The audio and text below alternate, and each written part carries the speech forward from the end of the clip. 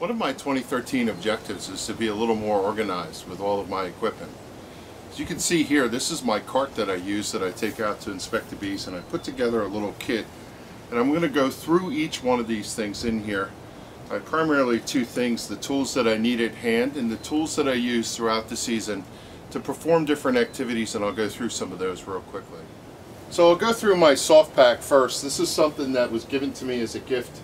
The first thing I have is just a simple clothespin. This is a lid that goes on a jar for when I want to do a sugar shake. That goes in here. A pair of gloves. Even though I don't use gloves often when I go into the hive, sometimes when you're doing a lot of work you just want to have a pair of gloves, maybe out in the yard. So that goes in this little pouch here. This is used to scoop bees for the times that I do an alcohol wash.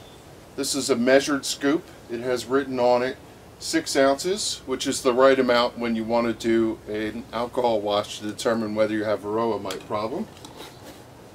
Up in the top here I have a pair of grabbers. I leave them right there so I never forget that I have them. This is isopropyl alcohol, which you use when you build your alcohol washes. Nitrile gloves. This is something that I recommend everybody carry.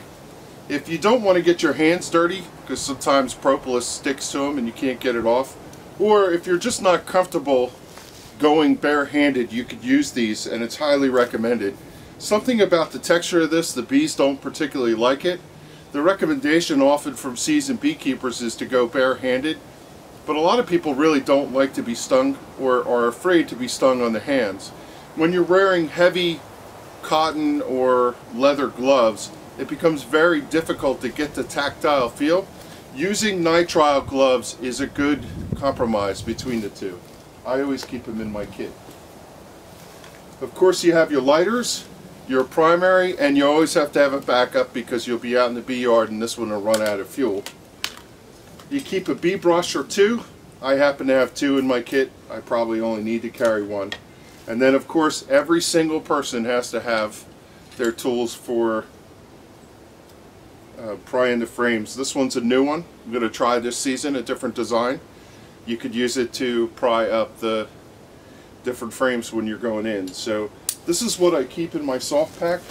I keep these spread throughout.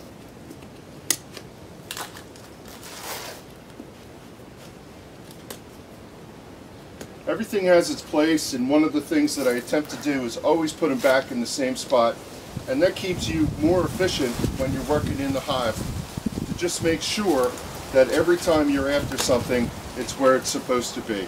So there's my soft pack. Now let's take a look at what I have in the cart. So first things first, you probably want to have a cart like this or some sort of conveyance in order to move hive bodies in and out. This cart's seen a lot of years. The bottom of it is all broken, the wheels are broken, the axles are broken. It's about time for me to replace it, but still haven't had an opportunity to get to it, and it serves its purpose. I have my frame hanger here, which I really like this device and use it quite often. These are for dumping bees into and scooping out to do alcohol washes. I have 2 of them in here. I always keep them present. Why, hi there, Tiger. This is my smoker fuel. I have this packed full with pine needles. I carry a plastic bag, and anytime you scrape off comb or you're working with propolis, you don't want to throw it on the ground, and you could find that you could use this later by melting the wax and getting beeswax out of it. So I always carry a plastic bag for that. I have a strap in case I need to strap a hive down or do something to secure it. This is another type of scooper.